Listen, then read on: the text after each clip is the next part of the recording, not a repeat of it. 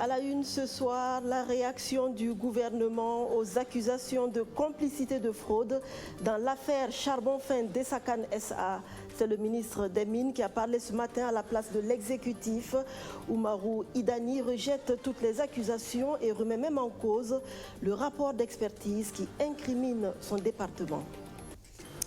Les sociétés minières sommées de montrer patte blanche, c'est l'initiative pour la transparence dans les industries extractives qui donne cet ultimatum. Les vrais propriétaires des industries minières implantées au Burkina Faso ont jusqu'au 1er janvier 2020 pour se dévoiler. La guerre contre la corruption et l'évasion fiscale dans le secteur des mines se durcit, nous dira Rémi Lambert-Nébier dans sa chronique économie.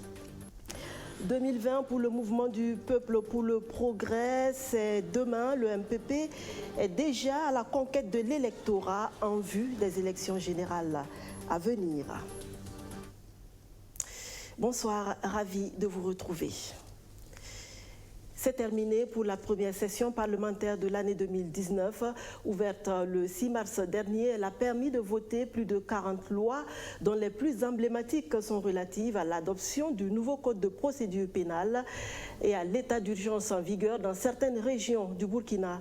Dans son discours de clôture, le président de l'Assemblée nationale appelle à l'union sacrée face au terrorisme. Bala Alassane Sakandé regrette également la montée en puissance de la fronde sociale.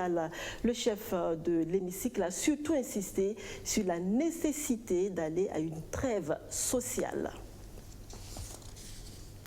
Accusé par l'opposition et des organisations de la société civile d'être de mèche avec la mine d'Essakan, le gouvernement réagit ce lundi avec cette sortie médiatique du ministre des Mines. Face à la presse, Oumarou Idani émet des doutes sur le rapport d'expertise commandité par le procureur du Faso. Un rapport qui confirme une tentative d'exportation frauduleuse d'or et qui parle de plus de 300 milliards de manque à gagner pour l'État. La synthèse de la conférence de presse avec Romo Okweta. C'est un démenti catégorique apporté par le ministère des Mines sur son implication présumée dans l'affaire d'exportation frauduleuse de charbon fait par Essakan SA. Le ministre Oumarou Idani s'en lave les mains en affirmant que son département n'est mêlé ni de près ni de loin à une quelconque fraude de minerais. Le motif de suspicion, c'est cette différence de 59 kg d'or et 24 kg d'argent entre les quantités déclarées par la multinationale canadienne et celles trouvées par les experts. Le ministre explique qu'il s'agit de données provisoires qui pourraient être réajustées après les fonderies au Canada. Et lorsque la cargaison part également, la société qui réceptionne la cargaison, qui fait donc le traitement, fait également ses analyses préalables. Et lorsqu'elle traite, il y a une quantité réelle qui sort et après on compare avec la quantité estimée, aussi bien au niveau de la mine que celle estimée au niveau du Bumigeb. On fait les conciliations et c'est pourquoi d'ailleurs on a fait payer que 30% des royalties, parce que ça peut être que 70%, il reste 30%, il peut y avoir des plus ou moins values et dans le cadre de cette conciliation, on va donc rectifier. Les infractions de cette présumée fraude ont été estimées à environ 330 milliards de francs CFA si l'on s'en tient aux données du rapport concernant les quantités non déclarées. Là encore, Oumarou Idani sort la calculette. On dit que comment ça s'appelle, Essakan voulait voler 330 milliards, ensuite se monter à 500 milliards, etc. Bon, nous ne savons pas d'où ça vient. Tout ça, nous ne savons pas. Mais les 2 milliards 630 millions 322 394, il faut savoir que ces 2 milliards-là, cette quantité-là, appartient à la mine. Ce qui revient au Burkina, c'est les royalties. Donc 4% de ça, 4% des 2 milliards 630, ça donne 105 212 896. Donc voilà ce que la mine, si on considère que le rapport des experts qui ont été promis par le procureur, c'est l'évangile, Voilà ce que la mine aurait, entre griffes, volé au Burkina Faso. 105 212 896. Le ministre met d'ailleurs en doute les données issues de ce rapport qui n'a pas été officiellement publié. Il propose donc de recourir à un autre cabinet d'expertise indépendant composé d'une équipe pluridisciplinaire pour tirer cette affaire au clair. Si nous sortons de cette salle, si je venais vous dire, nous, au niveau du ministère, on ne se reproche rien. La mine dit, on ne se reproche rien. Le procureur dit, moi je reproche la mine. La mine écrit pour dire je ne reconnais pas. On fait quoi? Si on fait une contre-expertise et que le procureur dit qu'il ne reconnaît pas, qu'est-ce qu'on fait? C'est pour cette raison que nous, au niveau du ministère, nous avons dit, au lieu de perdre tout ce temps-là, asseyons-nous, tous les protagonistes, choisissons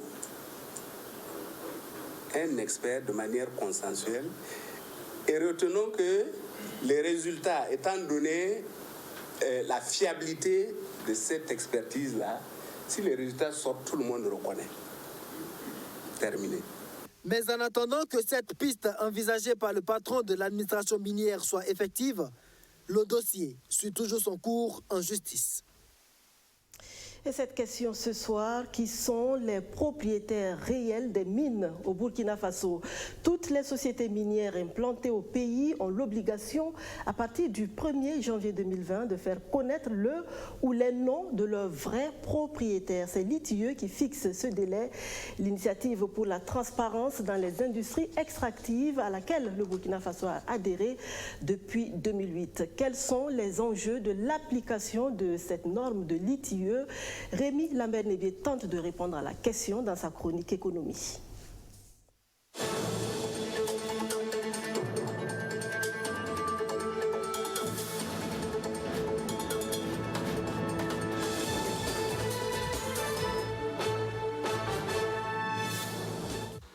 À partir du 1er janvier 2020, il sera difficile, voire impossible, pour les sociétés minières burkinabées de garder le secret sur les noms de leurs réels barons.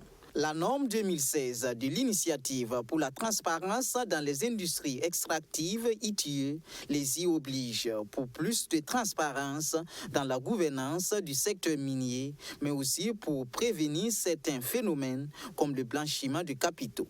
Le fait même de savoir que telle personne ou telle personnalité est derrière une mine est une bonne chose pour la gouvernance, parce que ça permet de comprendre le comportement d'une société.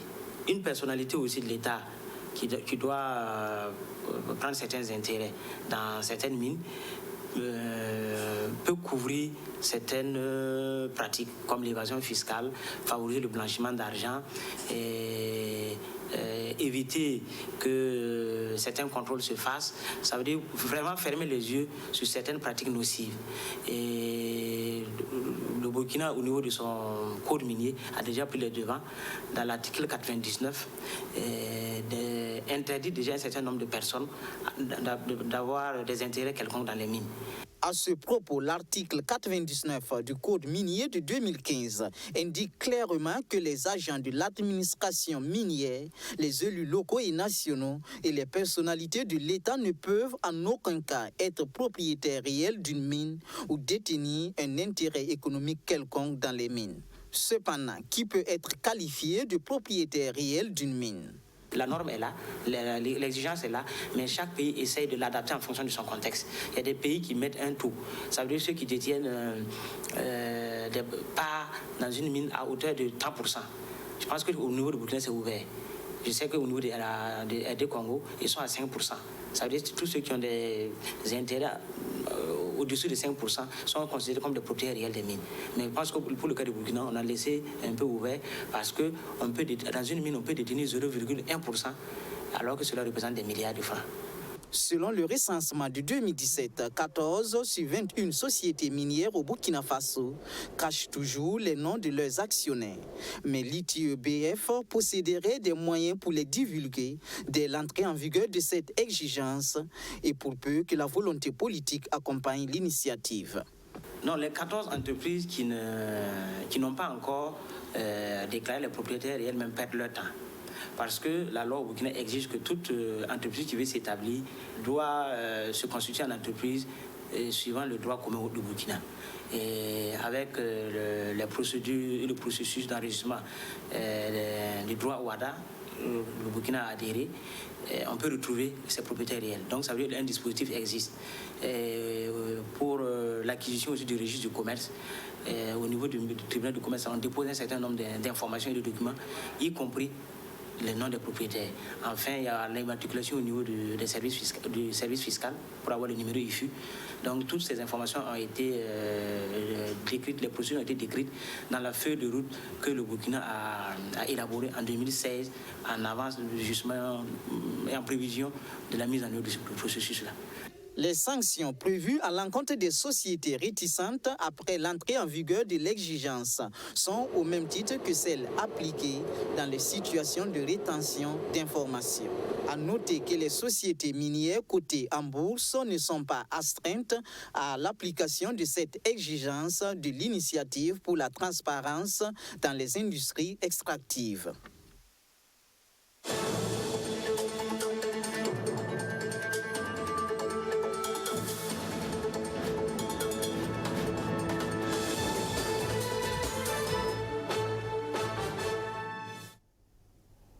À la veille des examens scolaires de fin d'année qui se déroulent dans un contexte d'insécurité, le personnel de l'éducation exprime sa crainte.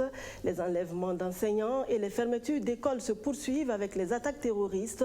L'école burkinabé paie le prix fort de cette situation. Le SYNEPES, le syndicat national des encadreurs pédagogiques du secondaire, au terme de son premier congrès, appelle à des mesures vigoureuses pour sauver le système éducatif. Sandrine Zougouri. Au quotidien, ils vivent la situation sécuritaire difficile, assassinats et enlèvement d'enseignants. Bien que hier soir, on nous a dit que voilà, on a enlevé un enseignant, qui partait pour les examens à l'Est. Bon, c'est après qu'on nous a dit qu'on l'a relâché, mais elle est dramatique. Et je pense que bon, c'est une situation quand même que tout le monde doit se mettre à la tâche pour pouvoir, en tout cas, pour que ça soit tenu. Au SYNEPES, le syndicat national des encadreurs pédagogiques de l'enseignement secondaire, la question de la sécurité des enseignants est une préoccupation majeure. Sécuriser le corps des encadreurs pédagogiques de l'enseignement secondaire pour un secteur éducatif de qualité, c'est la mission assignée au nouveau bureau. Et donc, quand on parle d'encadreurs pédagogiques, je pense qu'il y a en amont les professeurs, les enseignants sur le terrain. Et donc, quand les professeurs sont affectés, nous également, quelque part, ça nous affecte. Donc, c'est la raison pour laquelle, puisque nous sommes tous dans le même système, nous ne pouvons pas rester en marge des difficultés que connaissent nos enseignants sur le terrain. C'est la raison pour laquelle nous aussi, nous devons nous impliquer pour trouver des solutions et pour interpeller l'État, qui est le garant de la sécurité, à protéger justement ses enseignants pour que tout se passe bien sur le terrain. Nous sommes déjà à quelques jours des examens et quand on pense que certains élèves ne vont pas participer à ces examens, nous, en tant qu'encadreurs, il y a quand même quelque part un pincement au cœur. Donc, il y a aussi des difficultés, notamment vous avez suivi avec la lutte de la coordination. Je pense que tout cela nous interpelle et interpelle notamment le gouvernement à prendre ses engagements. Le secteur éducatif est en crise. Les travailleurs revendiquent de meilleures conditions de vie et de travail, malgré le consensus trouvé entre la coordination des syndicats de l'éducation et le gouvernement. Le SYNEPES reste sur ses gardes, prêt à mener le combat dans l'unité d'action avec la FSINTOR et dans le cadre de la centrale syndicale CGTB. Au sortir de ce congrès ordinaire du syndicat national des encadreurs pédagogiques de l'enseignement secondaire, les congressistes exigent du gouvernement l'élévation des orphelins des victimes du terrorisme au statut de pupille de la nation et le dédommagement des familles des travailleurs victimes du terrorisme dans le cadre de leur mission. En attendant l'effectivité de ces dédommagements, le gouvernement reste solidaire de ses élèves touchés par l'insécurité. Au Premier ministère ce matin, l'instant était solennel. Le chef du gouvernement, Christophe Dabiré, au milieu des élèves, avec la complicité de la fanfare nationale. Ensemble, ils entonnent le ditanier. C'est la montée des couleurs. Toutes les pensées étaient dirigées vers ces élèves victimes des attaques terroristes en cette veille des examens scolaires. Alexis Belemnaba, Sandrine Zougouri. Forces de défense et de sécurité, personnel de la primature et des invités bien particuliers des élèves, tous mobilisés autour d'un symbole, le drapeau, symbole de l'union et de l'intérêt national. C'est la traditionnelle montée des couleurs au Premier ministère. Face à ces élèves du lycée Saint-Viator, le Premier ministre exprime sa pensée pour les élèves affectés par la situation sécuritaire, surtout ceux qui ne participeront pas aux examens de fin d'année. Si j'ai choisi aujourd'hui de faire venir un des établissements de notre pays, c'est parce que l'école est en train d'arriver à la fin de l'année scolaire et bientôt, nombre d'entre eux vont se présenter à des examens de fin d'année. C'est une manière pour nous, au niveau du Premier ministère, de souhaiter bonne chance à tous ceux qui auront des examens à passer. À travers ces jeunes qui sont avec nous, c'est à l'ensemble des élèves de ce pays que je m'adresse. Je leur souhaite beaucoup de courage, beaucoup de chance. J'ai une pensée pour les élèves des écoles qui sont fermées pour les raisons que vous connaissez. J'ai une pensée pour eux parce qu'ils peuvent ne pas passer les examens malgré tous les efforts que nous faisons pour faire en sorte que aucun enfant de ce pays ne soit laissé sur le bord de la route. Et en venant vous associer à nous aujourd'hui pour la montée des couleurs, vous aussi vous pensez à ces enfants qui n'auront peut-être pas la chance comme vous de passer les examens de fin d'année. Mais qu'à cela ne tienne, je crois que la bataille que nous sommes en train de mener est une bataille dont la victoire est certaine. Une rencontre entre ceux qui gèrent le Burkina Faso et ceux qui sont amenés à le gérer dans le futur. Moment de conseil et de renforcement de la fibre patriotique chez ces élèves tout aussi préoccupés par le sort de leurs camarades dans les zones en proie au terrorisme. Il est dans la vie des hommes des moments ou des rencontres inscrites en lettres d'or dans la mémoire. Ces moments pour nous, c'est aujourd'hui.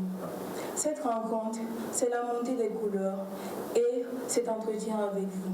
Excellence, du fait du terrorisme, nous avons mal parce que des compatriotes sont tués, mais aussi parce que certains de nos camarades dans certaines localités ne peuvent plus aller à l'école.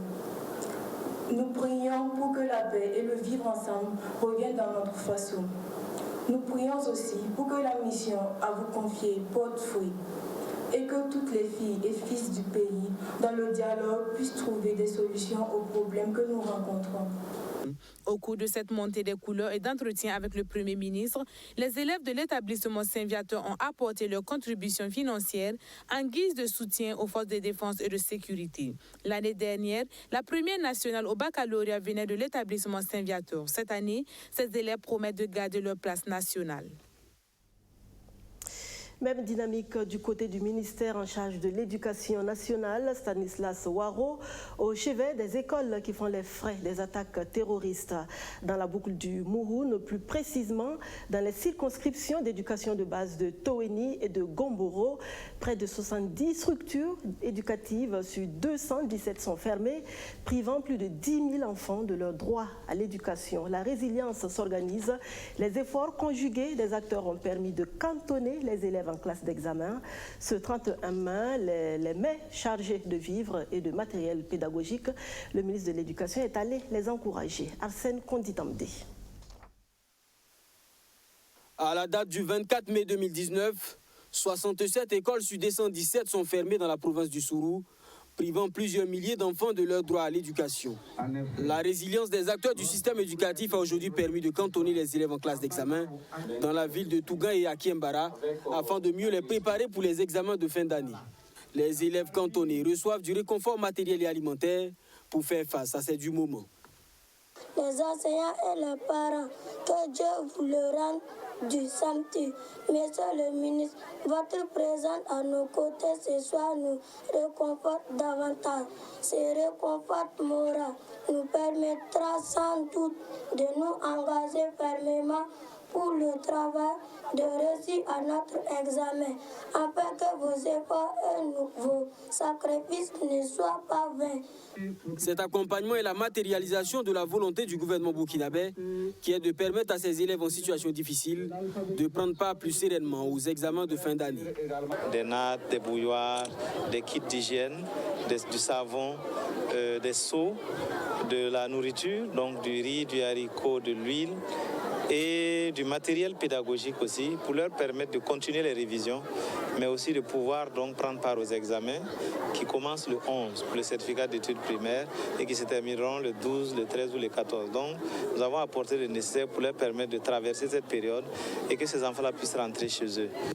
Cette situation d'insécurité dans les écoles prévaut dans 6 régions du Burkina Faso. Le ministère de l'Éducation nationale et de la promotion des langues nationales fait des pieds et des mains pour minimiser l'impact de ce phénomène d'insécurité sur les résultats scolaires.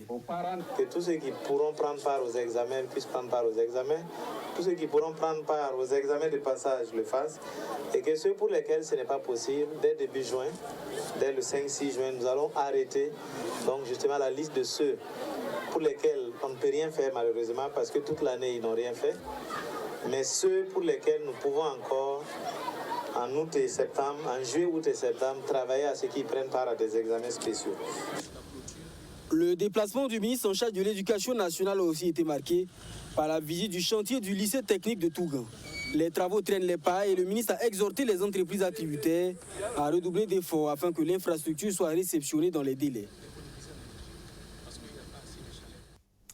Un lycée technique en construction à Tougan, dans la commune de Konki-Ipala, c'est plutôt un lycée d'enseignement général qui est en ligne de mire. L'initiative est du Conseil régional du Centre qui offre 4 classes de plus au CEG du village de Tintilou. La pose de la première pierre de construction est intervenue jeudi dernier. Didier Daourou, Rémi Lambert-Nébier. Ibrahim Kabri, élève en classe de 3e au collège d'enseignement général de Tintilou dans la commune rurale de Komki-Ipala, a désormais la possibilité de poursuivre ses études en classe de seconde dans son village dès la rentrée prochaine. À travers cette pose de la première pierre, le conseil régional du centre lance les travaux de construction des salles de classe qui viendront ainsi renforcer les infrastructures du CEG en vue de l'ériger en lycée. Vous n'êtes pas sans savoir qu'au niveau de la région du centre, des efforts sont faits par le gouvernement, mais il reste beaucoup à faire en termes d'infrastructures scolaires, beaucoup de communes rurales, beaucoup d'arrondissements, en tout cas manque de structures. Et il faut dire que cela répond aussi au souci de respecter le contenu de notre plan régional de développement qui est calqué sur le programme du président, donc sur le PNDS, pour atteindre un certain nombre de résultats que nous nous sommes chargés d'atteindre au niveau du Conseil régional du Centre. Le Conseil régional du Centre entend renforcer les capacités d'accueil de l'enseignement secondaire public dans la commune de Komki-Ipala et assurer aux enfants un environnement scolaire propice et favorable à l'épanouissement et aux apprentissages. C'est donc 4 classes, un bureau et un magasin qui seront réalisés au plus grand bonheur du maire de la commune. Le CEG de Tintilou est ouvert depuis 2012 avec 4 classes. À la prise des services du conseil municipal en 2016, on a ajouté 4 autres classes. Et avec le concours du conseil régional aujourd'hui, ils vont ajouter 4 classes équipées avec un bureau et un magasin. J'ai déjà écrit au ministre de l'Éducation nationale pour qu'on érige le CEG de Tintilou là, en lycée communal à la rentrée. J'espère qu'avec ce qu'ils vont voir tout de suite, et le bâtiment, vous voyez, on est en train de construire les bâtiments administratifs avec les 4 autres classes. Donc on aura 12 salles de classe, un bureau, un magasin, et puis un bâtiment administratif où il y a le bureau du proviseur, du censeur, du surveillant général, de l'intendant, une salle de reprographie, une salle de professeur. Et ça, ce serait équipé également. Donc vraiment, je lance un appel au ministre, à la direction régionale, pour qu'en tout cas, ils acceptent d'ériger le CEG là en lycée communal à la rentrée 2019-2020. Le coût total du projet est estimé à plus de 28,5 millions de francs CFA et sera réalisé grâce au soutien financier du Fonds permanent pour le développement des collectivités territoriales avec un délai d'exécution de 3 mois. 3 mois, c'est le délai que le parti au pouvoir se donne également pour le bitumage de la voie qui va de la commune de Sapaga à celle de Boulsa en passant par les communes de Puitenga et de Kalwartenga. À 1 an et demi de la présidentielle, le mouvement du peuple pour le progrès est en campagne. Kevin Elodizaba, Romeo Kweta.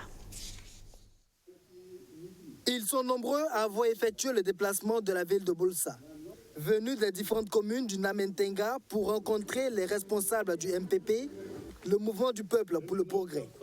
Depuis la préparation des élections jusqu'aux élections, après élection, nous avons vu qu'il y a eu des mobilisations ici pour soutenir le président.